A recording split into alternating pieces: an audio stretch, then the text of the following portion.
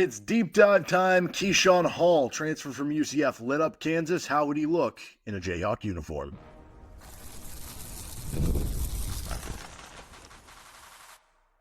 You are Locked On Jayhawks, your daily podcast on the Kansas Jayhawks. Part of the Locked On Podcast Network, your team every day. Hey, what's going on? This is Derek Johnson, Locked On Jayhawks here. Thank you for making it your first listen every day. Thank you to everydayers catching each and every episode of the show. We are free and available anywhere you get your podcasts, which includes on YouTube, where you can like and subscribe to the show. And on today's edition of Locked On Jayhawks, we've got another transfer portal target for KU basketball. That would be one Keyshawn Hall, who certainly got the attention of KU fans with how he played against the Jayhawks. He played them 3 times, so really the last 2 matchups that he played against. So we're going to get a deep dive into his game. How exactly would he fit into KU as they are on the chase to try to bring Hall onto the roster for next season. So we're going to get into Hall's scouting report, his strengths, maybe the questions about his game, how exactly would he fit into the team, and then we'll finish up with where does he kind of sit in line right now in terms of players you would take in the transfer portal, or is it a wait? Is it a take right away? Those sorts of things on today's episode of the show. Let's start right here with information on Keyshawn Hall. And again, you got to see him up close and personal 3 times this season against Kansas, one of which was not a great game for really the entire team for UCF. That game in Orlando in which Kansas won 99-48. That was about as good as Kansas looked all season long. And Hall in that game had still 12 points, which I guess looking back on it, like, it was not efficient at all. 4 of 17. That was not a good game for him. But like in a game where they scored 48 points, they couldn't do anything. I mean, he had 25% of that. That still ends up, if that's like your worst game, I guess that's not the worst thing in the world. But he was on a tear to kind of finish the season. He had a game against West Virginia in which he had 6 points in the regular season finale. But besides that, he scored double-figure points in all but, let's see, 1 game from December 14th on. He had 6 against Houston. Okay, makes sense. 6 against West Virginia. The rest of them, he's scoring double figures. And, you know, from December 21st on, you're talking 21, 22. January 11th against Arizona, 22 more. He scores 40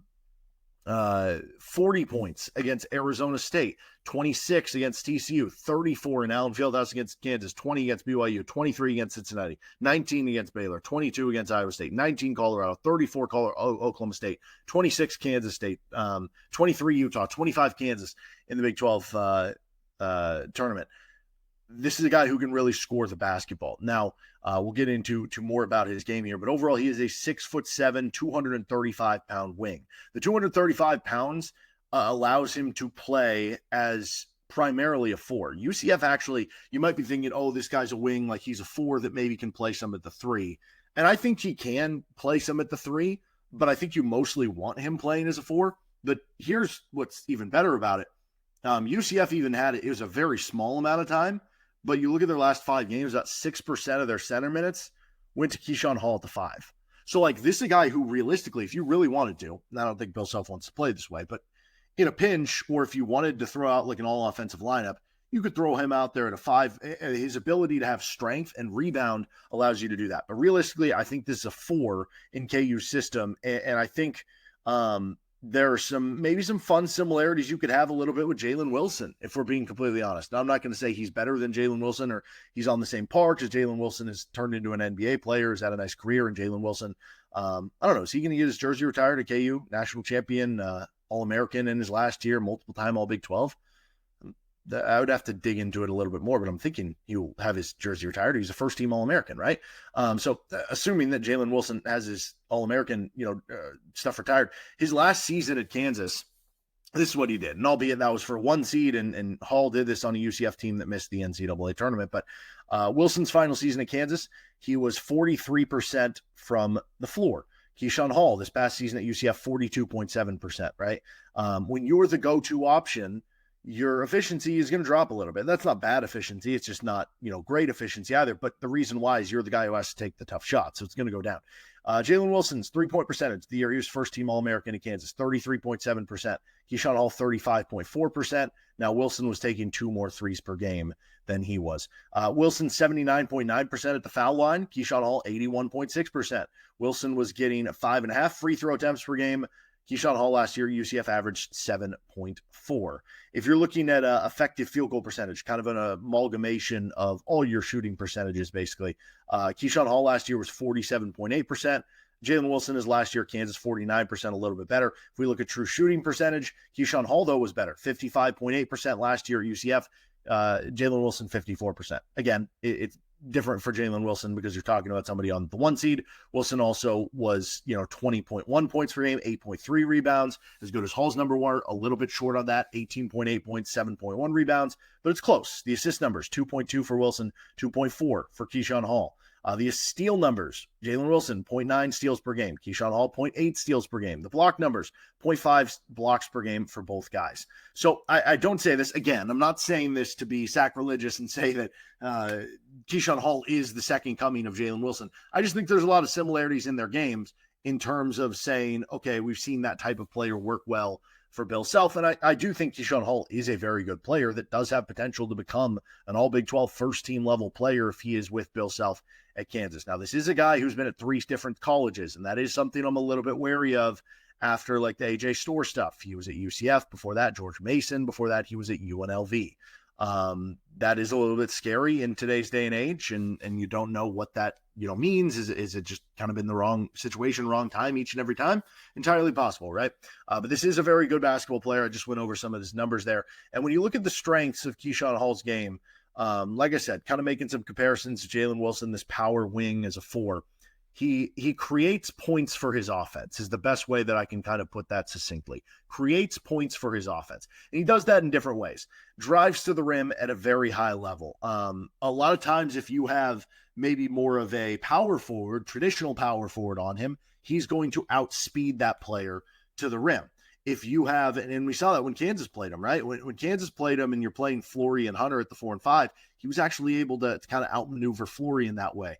But you also saw him have the ability to use his strength, right? He could go through the body of a Flory Badum guy. He could go through the body if you're playing more of a 6'6", 6'7" wing because he's got that 235 pounds of strength. When he was playing Kansas, the only guy who was really able to check him for KU was KJ Adams. And you know why? Because he was the guy who could hold up to him physically and with the strength. Well, you don't have to, worry about that on most teams that you're playing against, a guy like that at the 4 position. So that makes him a matchup nightmare for a lot of different teams. Makes sense, though, when you look at him having that 6-point game against Houston, because what do they have? They have very physical 4 and 5 men, right? But that makes him a matchup nightmare in most matchups because a lot of teams in today's day and age either have a smaller wing at the 4 or they're playing that traditional power forward where he can outspeed you. So it allows him to drive to the rim. He is in the 95th percentile in paint points per 40 minutes. He gets to the free throw line a ton by driving to the rim. 94th percentile in free throw attempt rate. Also 99th percentile in player fouls drawn per 40 minutes. So it's not always a shooting foul. He's getting the other team in foul trouble a lot. That is a valuable skill to have. And I think that shows his reckless abandon, so to speak, about driving to the rim, which it's fun to have those players. It just is. His fast break presence, which you have this strong, powerful, physical wing. Of course, those players are going to be good in transition. Well, you look at his fast break, and he 90th percentile in fast break points per 40 minutes. Then you look at it, he's a solid three-point shooter, right? I wouldn't say he's an elite three-point shooter, but he's a good three-point shooter. I mean, you're talking about almost 4 attempts per game, over 35% from three-point range this season. If you just look at Kansas as an individual or as a team this year, they shot 35.4%. That was 87th in the country. So he's just right in line to kind of keep that going, except then you start to factor in that, Kansas was getting no three-point shooting from their 4 position this year. So that would be a huge increase to have a guy like this at the 4. But 37.1% on above the break threes. That was 73rd percentile for his position. A little bit lower in the corner, 31%, which is below average, but it's also not horrible either. This also sticks out to me because you don't always see this from like power wings like he is. 36.8% on threes of 25 or more feet, right? We saw Zeke Mayo be able to carry that over to Kansas. With Rylan Griffin, it didn't really as much. If it does carry over with a guy like Keyshawn Hall, if you're able to get him to KU, that is a huge boon to be able to add spacing. And does it overall 73rd percentage true shooting percentage. So he's doing it on, like I said, it's solid efficiency, and he's doing it on high volume, which makes it more impressive, right? You don't very often see guys with high volume be in the 90th percentile for the efficiency numbers. The fact he's even 73rd shows how much of an offensive talent he is. Also an excellent rebounder. I know that's a worry for some people that like, oh, you know, AJ Storr was a good scorer and that didn't translate over to Kansas. Okay, but he didn't really do anything else besides score. That's not the case with Keyshawn Hall. Like, you look at Keyshawn Hall's assist numbers, way different than AJ Storr. And this is the big one. It's the rebounding. If you're rebounding the basketball, Bill Self's going to keep you on the floor, right? Grady Dick was an inconsistent defender. Johnny Furphy was an inconsistent defender.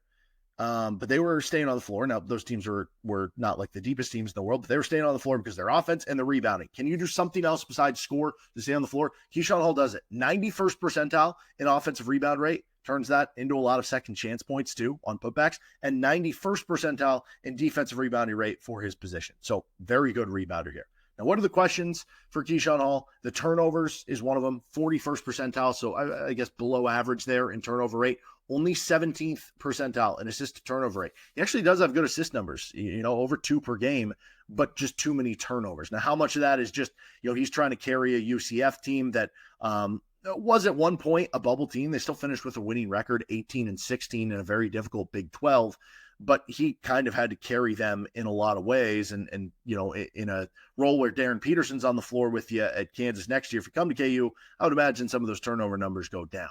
But it does tell me that at least the assist numbers are up. Like, if you have the option between a guy who is not a point. If he's a point guard, yes, I want the turnover numbers to be down. But if he's not a point guard and you're telling me the assist numbers are up and the turnover numbers are up, at least that tells you that he's a willing passer. Maybe he just does it too much sometimes. Maybe he just, you know, gets a little too flashy with it or something like that. But I feel like you can hone that in a little bit better than somebody who's just getting no assists, but they're not getting the turnovers either, I guess. I don't know.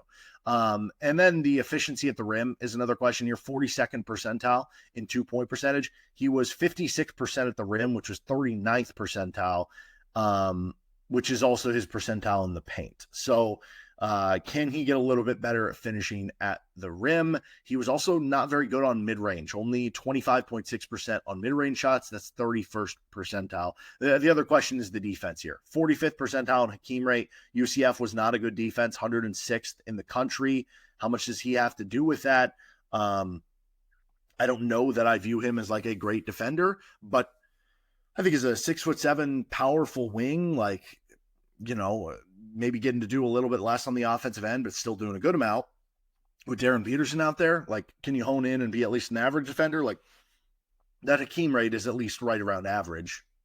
I don't think he's like a problem on the defensive end. I just don't think he's a great defender. But I think the rebounding, which is part of defense, finishing out a defensive possession, you have to grab the rebound, does keep him out there. And like I kind of talked about with Grady Dick and Johnny Furphy. All right, what would his fit be on KU? We'll discuss that next.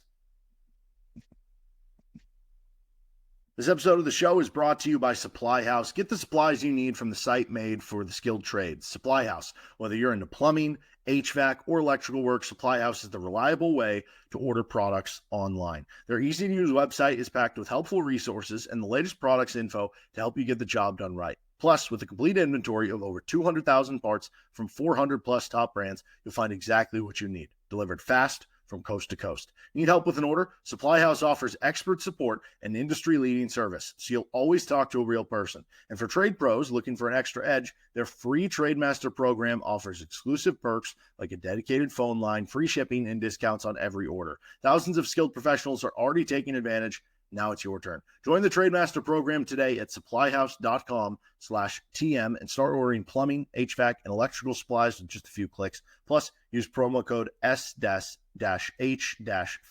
for 5% off your first order. That's supplyhouse.com.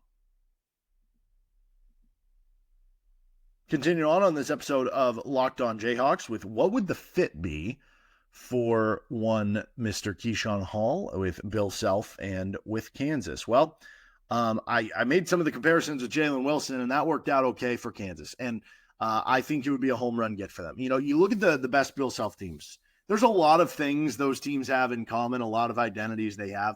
But when you're looking at it from a personnel perspective, really two things come to mind typically for me. It's a good point guard who can get a basket, right? And it's I guess you would call it a matchup nightmare at the 4, right? And that can come in different ways, Darrell Arthur, matchup nightmare, right? How do you guard that dude? You go to, I guess in the very first year, Bill Self is going to the Elite Eight, right? Wayne Simeon, matchup nightmare, right? You go to Perry Ellis. He was a matchup nightmare, right? Goes to the Elite Eight, his final season. You look at maybe some of the newer years where it was a wing. Josh Jackson at the 4, matchup nightmare. Jalen Wilson at the 4, matchup nightmare. Sometimes when Kansas was playing DeJuan, Remy Martin, Ochai Agbaji, and then Christian Brown at the 4. Christian Brown, matchup nightmare at the 4, right? Those are some of the best teams that the Kansas had. And so can you have a matchup nightmare on the offensive end of the floor? I mean, Keyshawn Hall would be just that. And so obviously the big question is, would he defend enough and do the little things Bill Self needs to get him on the court? But like I said earlier, when you look at some players, to me, it's less about like, yes, Bill Self is going to require you to play defense and he's getting mad and he might pull you if you're not playing defense. But I think where people confuse it is they think if you're not a good defender, if you're a below average defender, you're just not going to be on the court. But there are guys at Kansas who have been below average defenders or have been average defenders, but they stay on the court because they do multiple things when they're out there. The problem you run into is if you're a bad defender and you only do one thing. For instance, Brandon Green, not a good defender. Now, there was, Bill Self doghouse implications on the line with that one, too. He was just a good three-point shooter. Unbelievable three-point shooter. But, yeah, that's a problem. You're not going to stay out there, right? Because if the three-point shot's not falling, what else are you bringing to the table?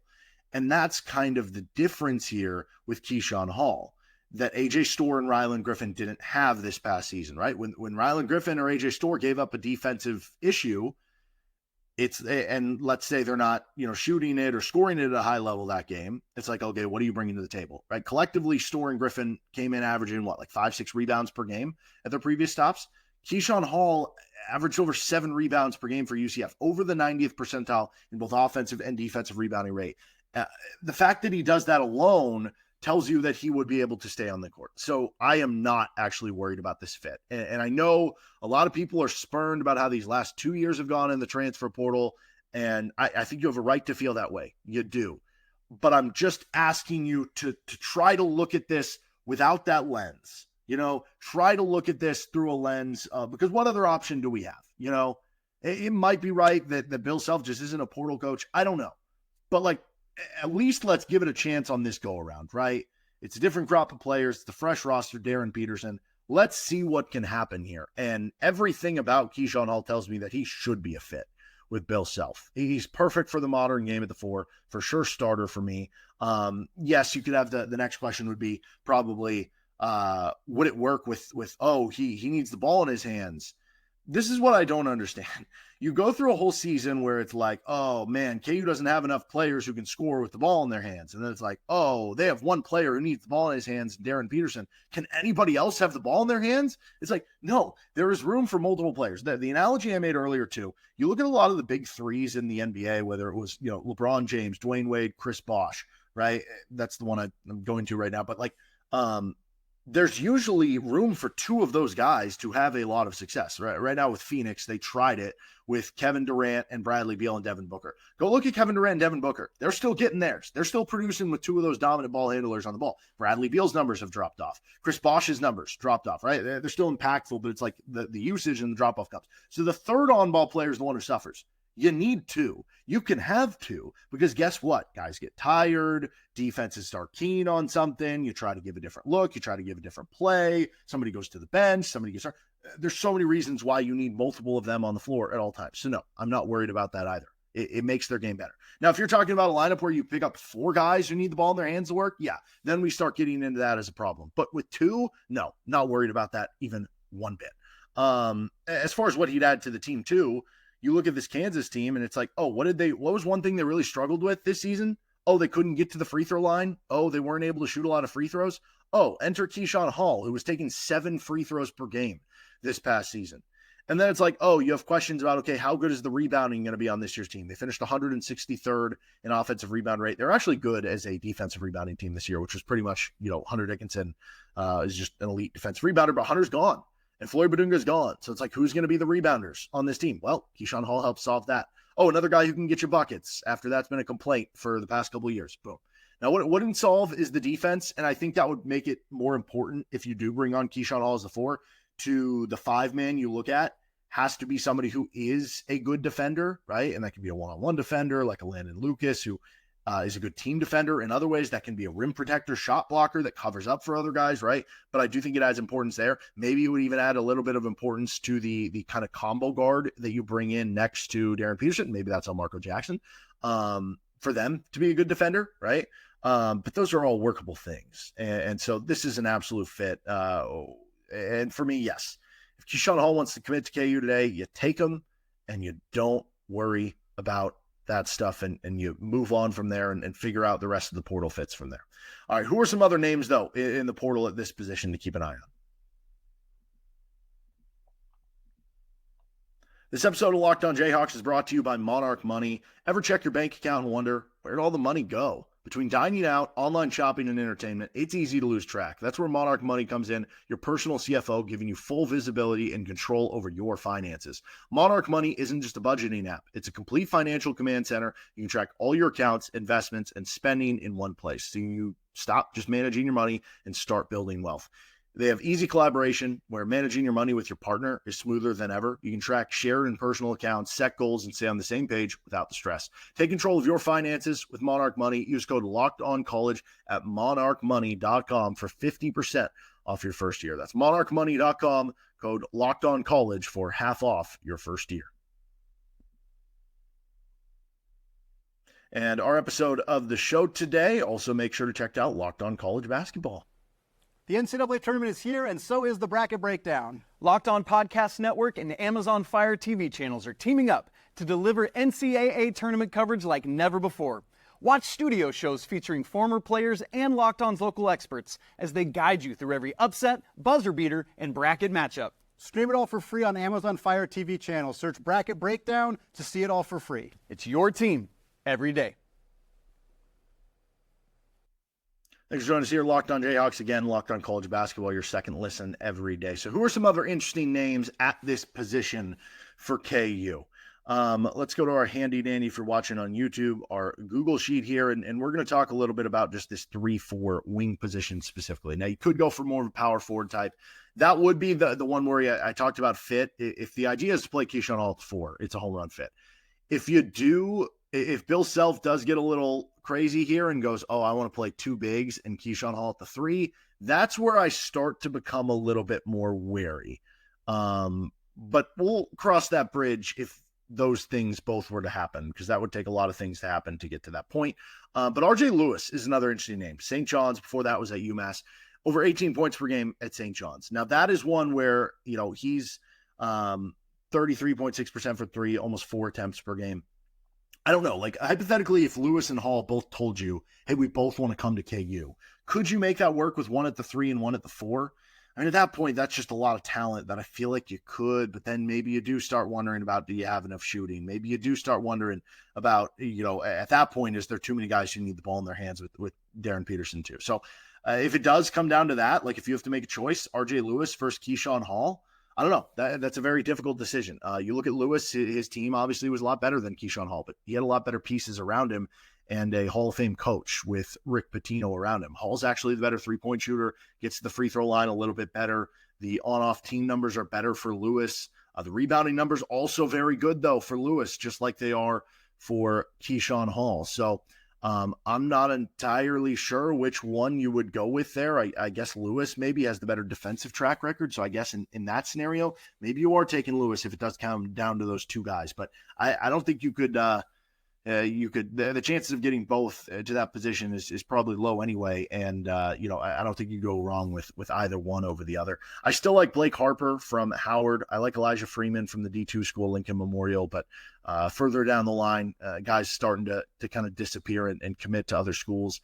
But there's some good shooters that you could possibly bring in at this level of things, and maybe guys that could back up, even if you add Keyshawn Hall or a RJ Lewis or something that you could bring in to kind of be rotational pieces at this position too. But that'll do it for this episode of Locked On Jayhawks. Thanks for joining us today on the show. You can find us anywhere you get your podcasts, including on our YouTube page, and we'll be back at you next time for some more transfer portal content, whether it's a deep dive, whether it's looking at some of the big names in the portal, or maybe a KU player entering, committing. Who knows? Could be anything in this wacky and wild world of the transfer portal. See you next time with Locked On Jayhawks.